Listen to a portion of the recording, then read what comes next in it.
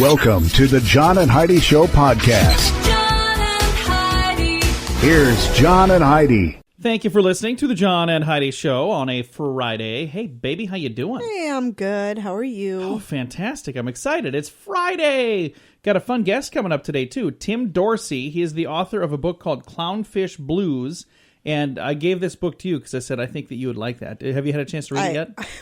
When do I have time to read? You got all kinds of time to just...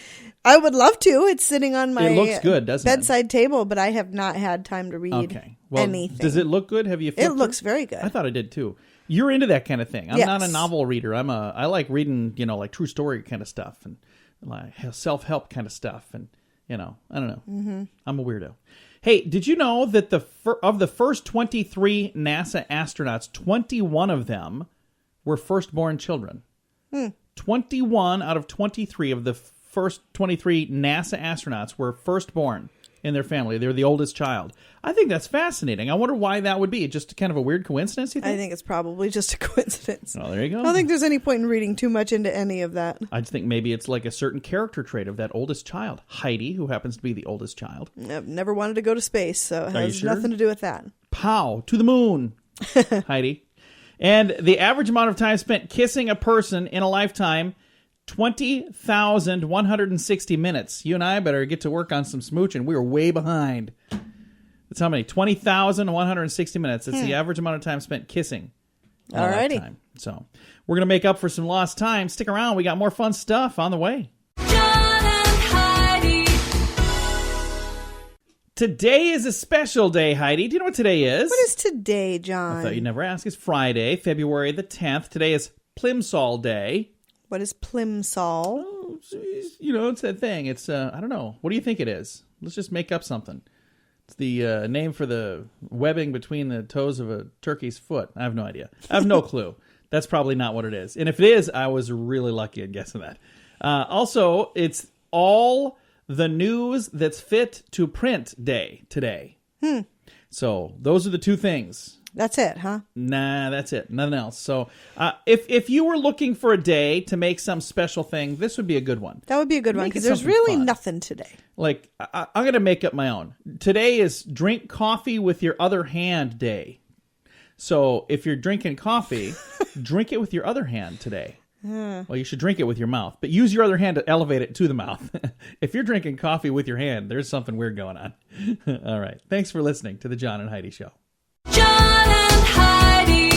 Hey, it's John from the John and Heidi Show. Join me and my wife Heidi at 80s in the Sand, a week-long 80s event this November 11th through the 18th in beautiful Punta Cana. That's in the Dominican Republic. You'll get to meet and listen to 80s bands like Loverboy, Starship, Howard Jones, and many more. Plus, meet 80s icons from the movies like Anthony Michael Hall, Andrew McCarthy, and several others. Get all of the details at 80sinthesand.com. Use promo code RADIO to get a $200 immediate refund per person. That's 80sinthesand.com, promo code RADIO. John and Heidi. You know it's true because you heard it on the radio. If it feels so good to scratch that itch, why does it feel good to scratch that itch? You ever have like something that itches and you scratch it, you're like, oh, that feels so much better. Why is that? You ever think of this? I don't know why. Scientists wanted to know. They found that scratching an itch temporarily shuts off areas in your brain linked with unpleasant feelings and unpleasant memories. So, from now on, if you have something unpleasant going on, just scratch yourself. Not in a bad way, like just oh, that's so good. The police officer who's giving you a ticket might think you're weird, but sorry, officer. I was having some unpleasant feelings. I had to scratch myself. I heard it on the radio. Apparently, it's not working. It says previous studies found that pain, including vigorous scratching, reduce a person's need to itch. By monitoring people's brains to see what the heck is going on inside of our heads when we're scratching, they found out, one, why we scratch, and they said it often leads, one scratch leads to another. So they're saying, I think I read that wrong. They found out that why one scratch leads to another, it's because scratching is linked to another part of the brain that is known to control compulsive behaviors. So, like if you, start to scratch and all of a sudden you're going to have another, and then I got another, and I got another. You know what is really weird? You know what I like to do? What do you I like to scratch my back while I'm taking scalding hot showers. I've noticed that. You'll get out of the shower. It looks like you were hugging Freddy Krueger. I'm like, what the heck is going on here? What is this? It feels so You're like, good. oh, it felt so good. It I'm like, feels so good. What kind of weird fetish does my wife have? That is the most bizarre thing. We've been married now 17 years tomorrow, by the way. It's a happy anniversary day early. And that is one of the weird things that my wife does. What's something weird that I do? Oh, shucks, we're all out of time. Never mind. We'll have to do that. See how that goes? Darn it. Hey, kids, this whole scratchy, itchy thing, you know it's true because you heard it on the radio. John and Heidi. The John and Heidi Show is brought to you in part by the Keystone Treatment Center. This is your brain, and this is your brain on drugs. We share silly stories here on the program, but addiction is no joke. If you or someone you know suffers with an addiction to drugs or alcohol, make today the day you seek help. Call toll-free 844-204-1055. That's a toll-free number. Again, 844-204-1055. And this is your brain on drugs. Bridgeport, Connecticut's Steve Zahorsky decided to take advantage of some free classified advertising on Craigslist to advertise some products that he had. He said, I have a half ounce of A-plus marijuana for $220. Or you can get B-plus marijuana for just $160. Needless to say, the local police were very interested in finding the difference between an A-plus and a B-plus from this F student. What a dingle. Why would you do that? This guy, I don't understand. Anyway, they sent an undercover officer. It took no time whatsoever to bust Steven. Told officers he had no idea he was being arrested until they searched the apartment and found 3 bags of marijuana and some hallucinogenic mushrooms and a shotgun and a shotgun and 118 rounds of ammo and a digital scale. Guy had a pretty packed apartment from the sounds of it. So There's nothing wrong with the shotgun and 118 rounds of Unless, ammo of as course, long as it was registered in his name, or if he's not a felon Yeah. and isn't supposed to have firearms. he is now. So, all right, coming up, we have your moment of duh. John and Heidi. It's probably the most ridiculous zero-tolerance free school policy to date. Prosecutors in Denton, Texas decided to wash their hands of a case of a middle school student who was actually accused of trying to get high by sniffing his teacher's hand sanitizer. 7th grader in question had been using some hand sanitizer on the teacher's desk, rubbed it on his hands, and then smelled his hands. He said, I did it because I thought it smelled good. Apparently, school officials thought he was trying to get high. Wow. And had delinquency charges filed against him. 3 days later, prosecutors came to their sense and decided that the common cleaning gel is not an abusive inhalant under the Texas Health and Safety Code anyway. Richard Ortiz, the boy's father, was outraged, saying his son was embarrassed and humiliated by the charge. Absolutely. He described his son as a very well-behaved teenager who makes good grades. And they're like, why are you picking on my son? He's a 7th grader. I would sue. He used some hand sanitizer, and then when he put it on, it was tingly and smelled it. And they're like, this guy right here is trying to get high. Yeah. No, whatever. if he was like huffing the stuff, that's a whole different thing. No, but it's not even. It wouldn't do anything anyway because apparently not. You can't use it for that. I don't know how that stuff works. Wow. Tomato. All I know is we have your scoop of the day on the way. The Scoop of the Day is brought to you by Wells Blue Bunny. If you want delicious ice cream, be sure to look for the Blue Bunny. Sure to have your favorite flavors. Learn more at bluebunny.com. Now your scoop of the day. Here's a bizarre story. A North Carolina mother wants to press charges against a daycare worker who breastfed her baby without her permission. Oh my gosh. That's a bit weird. That's some hand that rocks the cradle crap there. Yeah, that is kind of bizarre. There's like a movie about that. I can't remember what it's called. But it's oh, is that what you're talking about? Okay. I think maybe that's what it is. Just realized after you said that. I'm like, is that the name of the movie? Yes. Okay. Let's go with that. Moving right along. Hi. Is it Friday where you guys are too? It's Friday here. Oh, hey, most people win the lottery and then what do? They quit their job, right? Yeah. Well, take a listen to this. In Colorado, a woman quit her job and then won the lottery. 3.3 million beans just a couple days later. The lady left her position as a certified nursing assistant because she had been feeling burned out. Her last day was January 17th.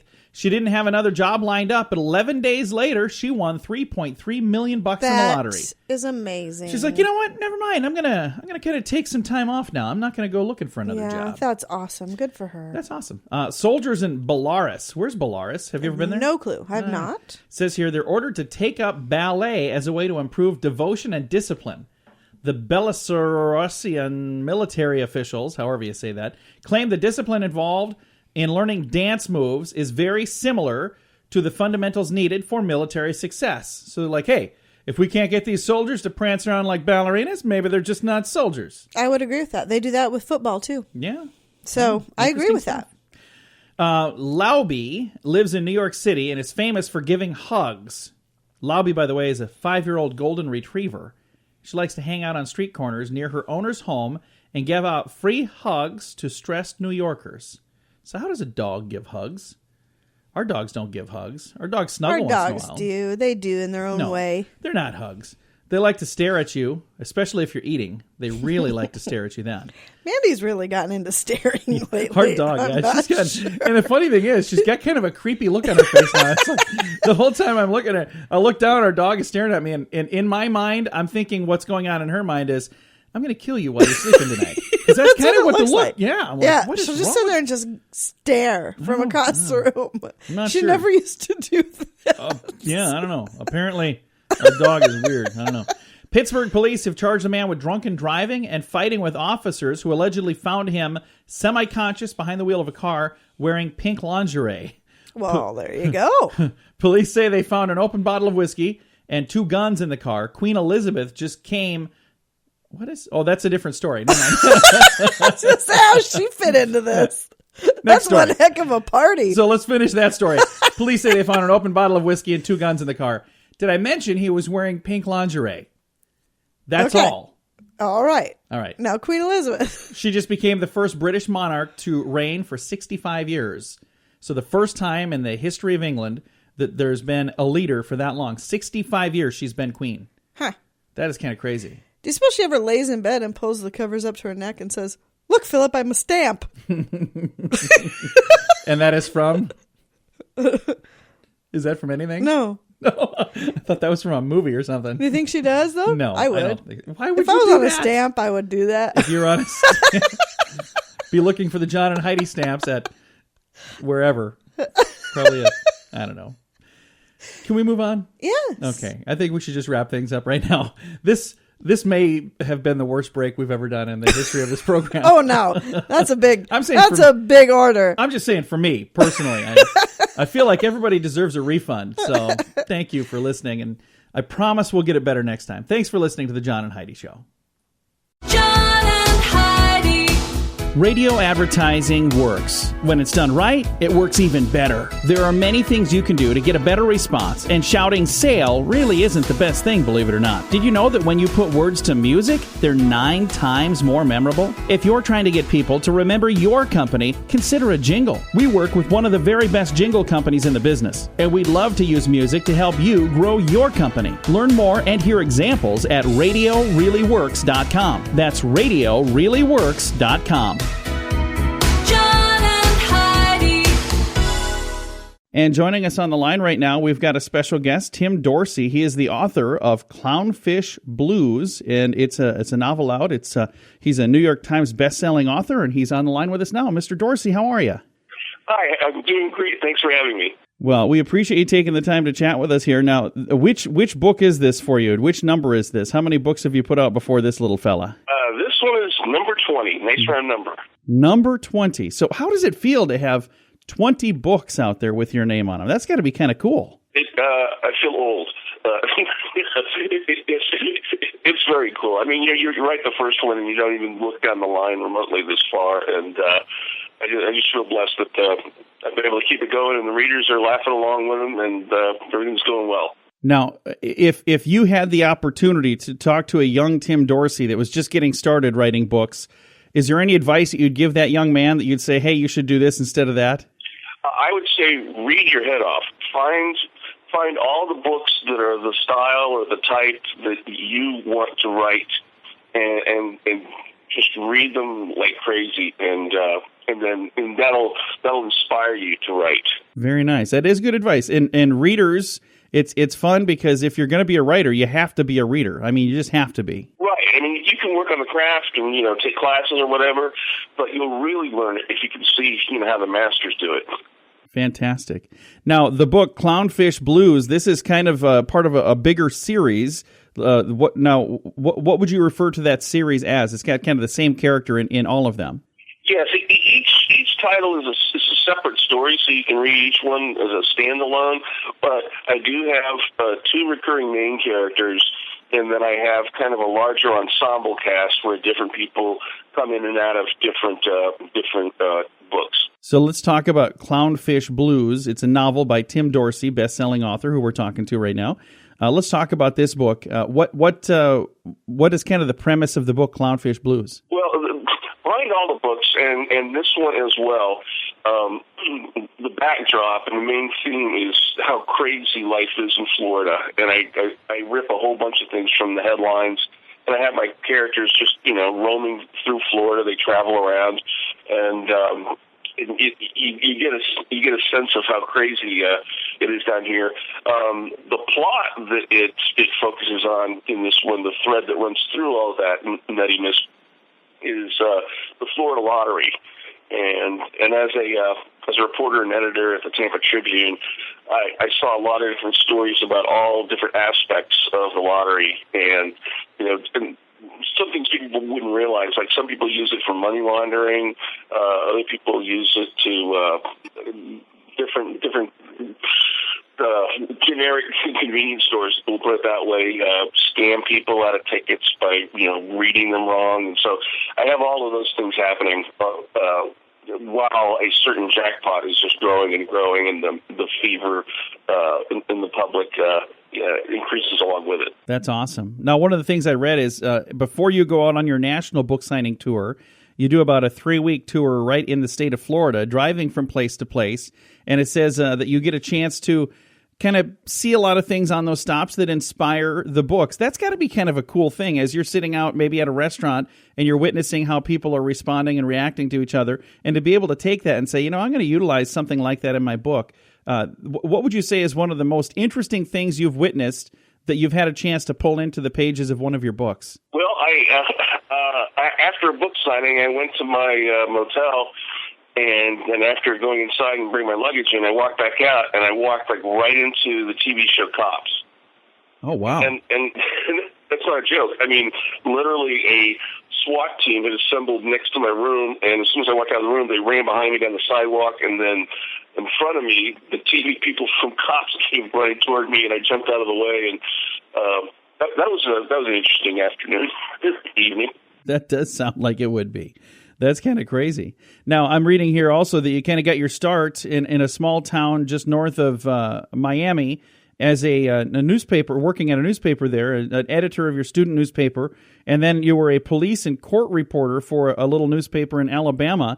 Now, how much of that has helped you get your start in writing books, doing the journalism thing? Does that translate pretty well to writing books? It was essential. If I hadn't done that, I wouldn't be here today. Two aspects of it is you write. A lot of my favorite novelists used to be in newspapers, and you learn to just write really tight. But the other thing is, it's just every day you see all of the most extreme things that happen in your community and in your state.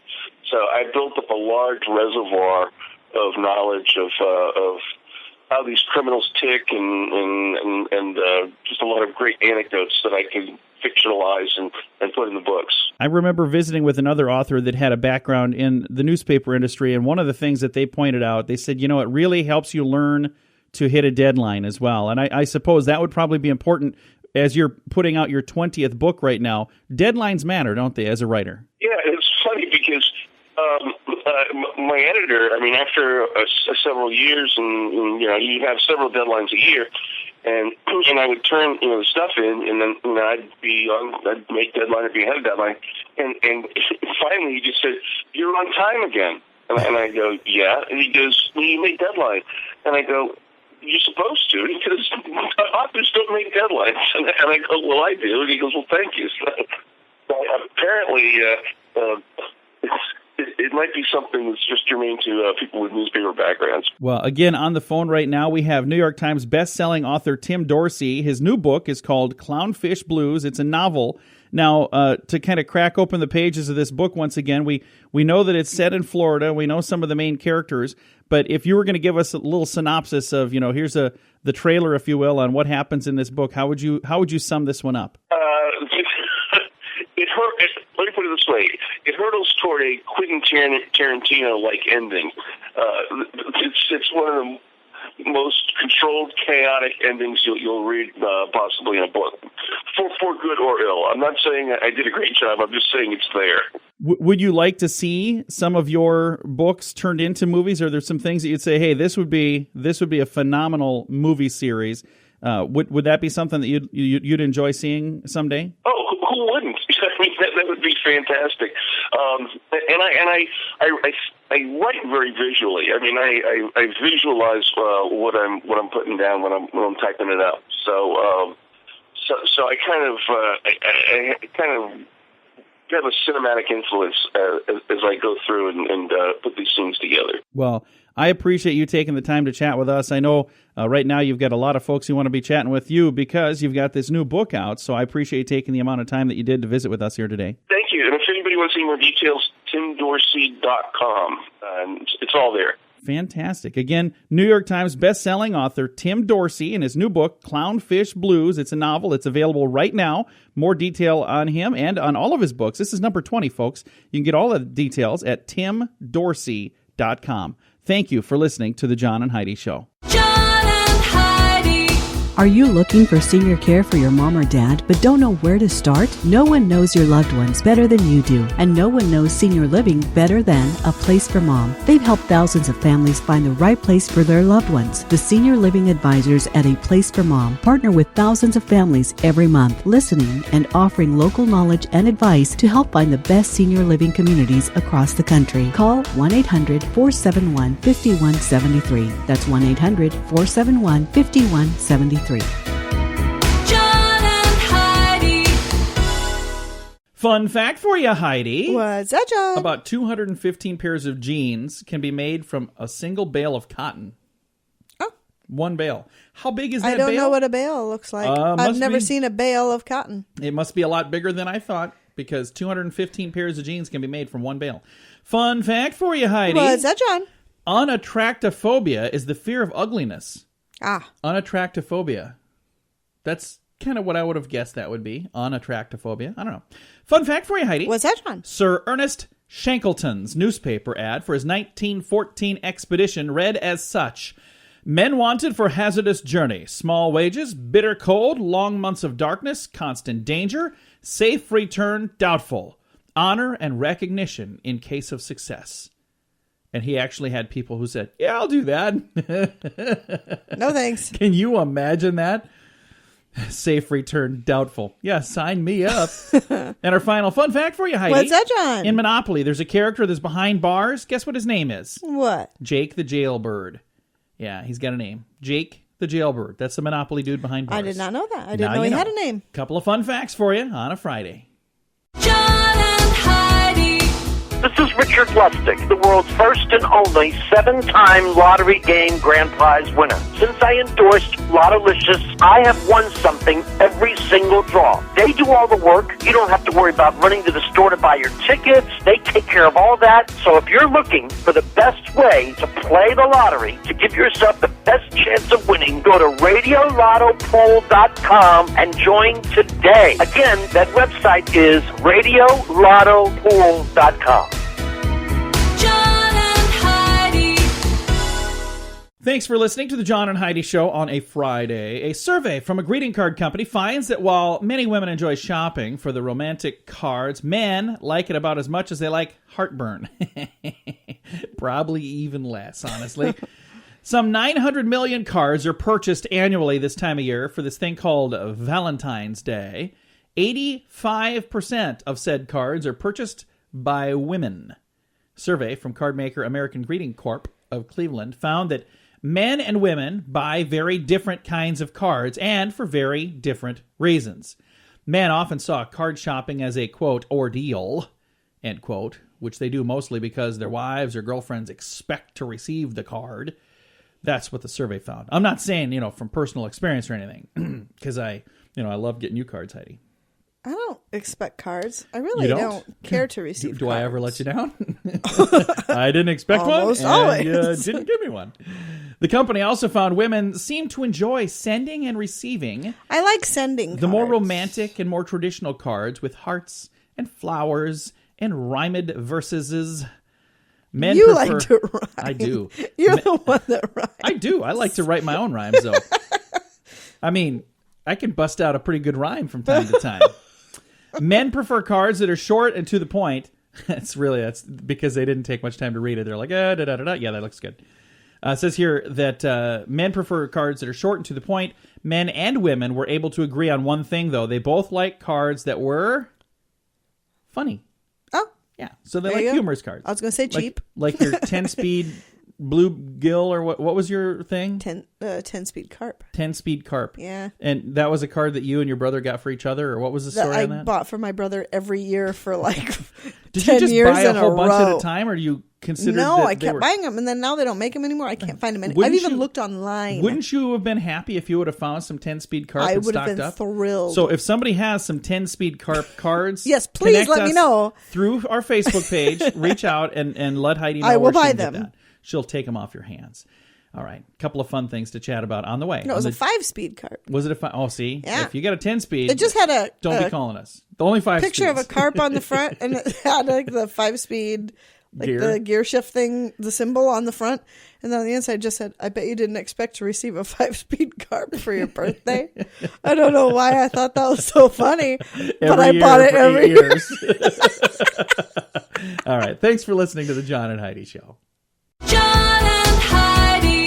Only 2 in 10 Americans say they're ready for the unthinkable. Are you ready for a natural disaster? What would happen if you were not able to go out to get food for your family during extreme weather? How long would you be okay without power and without access to get more food? Wise Company has the ultimate emergency preparedness pack with enough emergency food kits for a week, or upgrade to be prepared for a month or longer. Call toll-free 888-552-3759. It pays to be prepared. Learn more at radiosavings.com. John and Heidi. The Bible says laughter is good medicine, and I think that's a good thing. It says laughing promotes good health, especially for women. A new study reveals that happy women have less chance of suffering from heart problems, less chance of suffering from cancer, or from high blood pressure, or from weight gain. Meanwhile, happy men only showed lower risks of weight gain and high blood pressure. Okay, I got to pause right there. The Bible says it? Yeah, the Where Bible does it says say in laughter the is Bible good medicine. you're supposed to laugh? It says laughter is good medicine. You don't remember that part I from the have Bible? not. I haven't gotten to that apparently. I'll point that out to you. So What book is that in, John? that it's in probably Psalms or Proverbs, I believe, honestly. If I was going to guess. And I'm only guessing right now. I think you're making No, stuff up. I'm not. I've read all of Proverbs, and I'm almost all the way through Psalms, and I haven't seen that. All It's right. all pretty serious for the most part. Not a lot of laughs in the Bible, I'm finding. Well, I've never been reading like, "Oh, Peter, you crack me up. You card." Wily Judas, you are so... What a kidder. Silver. Anyway, they're saying it's good to laugh, and we got a little laugh, and I hope you get a little laugh too, because we got more fun stuff on the way on the John and Heidi Show. John and Heidi. A college student from New Hampshire received a $2 million coat from his girlfriend for Christmas. What? What? The what? Yeah. It says Justin T. Crook, a senior at Fitchburg State University, was given a new coat from his girlfriend with 10 lottery tickets stuck in the pocket. Oh, okay, there we go. Guess what? The last one he scratched off was a winner. He plans to use the $2 million jackpot to buy a new car and pay off his student loans. He says he can also take his time after graduation to look for the best job possible. Wait a minute. You're still going to look for a job? You just won the lottery. Isn't that why most people quit their jobs? So he just graduated. No, he should be working. $2 million isn't going to. $2 million? He just graduated. It's not Okay. going to last him the rest of his Oh, life. if he... Especially if he blows it on a new car and Don't. paying you off all of could his definitely live on $2 school million debt. for the rest of your life if you put your mind to it. You absolutely could. So if I had $2 million today, I would not see you tomorrow. So I'm just kidding. I would. I shouldn't even say I would. I absolutely love what I do. I don't even do this for the money. We don't even get paid to do this. I mean, the radio station doesn't even know we're here. I mean, we just sneak in every day and do Keep this. coming so. in. They keep changing the locks. We find a way in. Yesterday Coat we used a hanger, window. Reach in.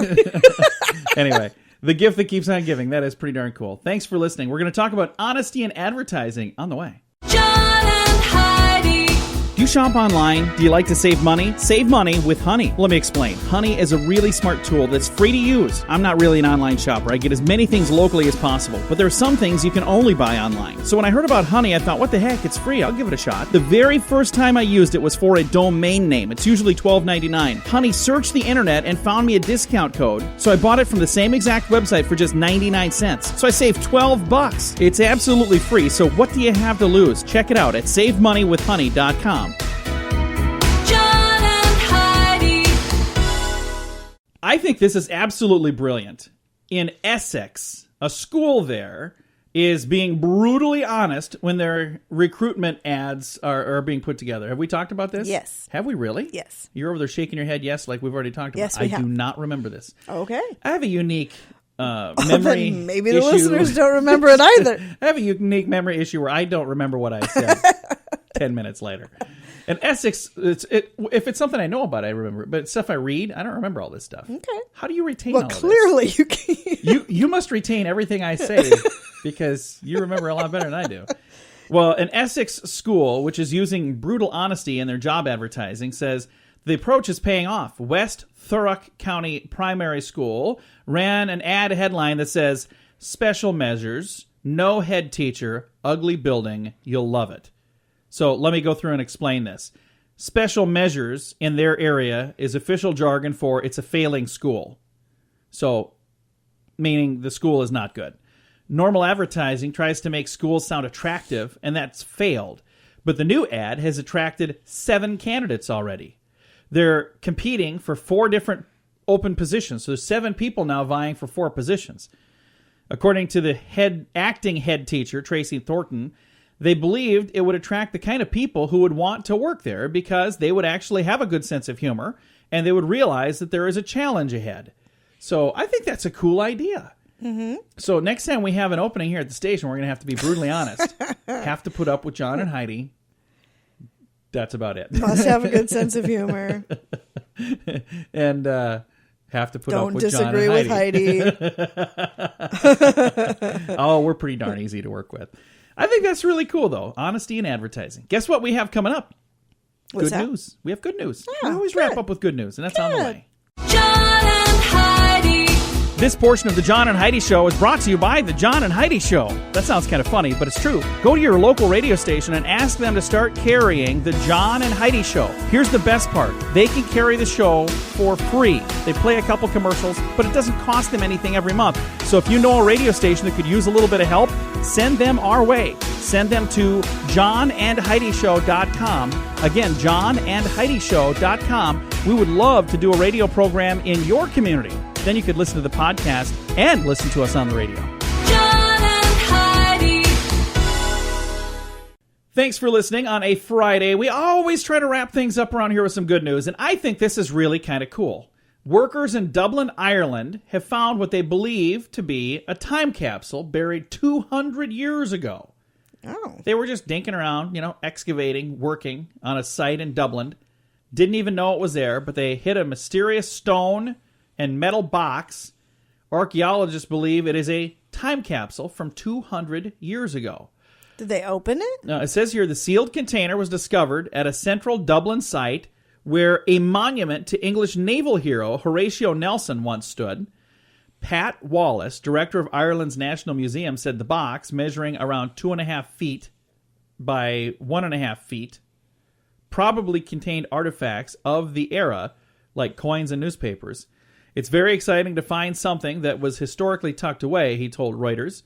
The question is, though, will the contents have survived? So they have not yet opened it. Why? I would have done that don't know. instantly. As soon as I found the box, I would have opened it. Here's the thing that I would like to ask. If you were going to put together a time capsule for, 200 years from now, wouldn't you tell somebody that it's there?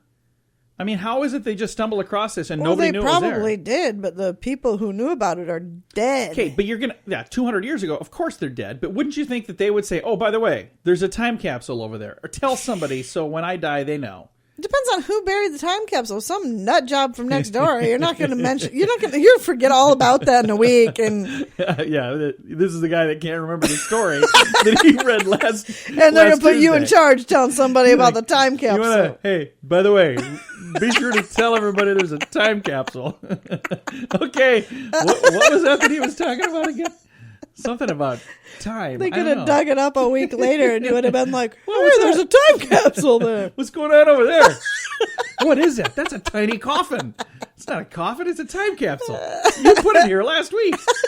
Anyway, I think it's really cool, and I hope they crack it open and find something I neat wish in they there. would have. Yeah, maybe it's full of gold. It's in Ireland, Dublin. I think there's gold in that there time capsule. I don't know. Yeah.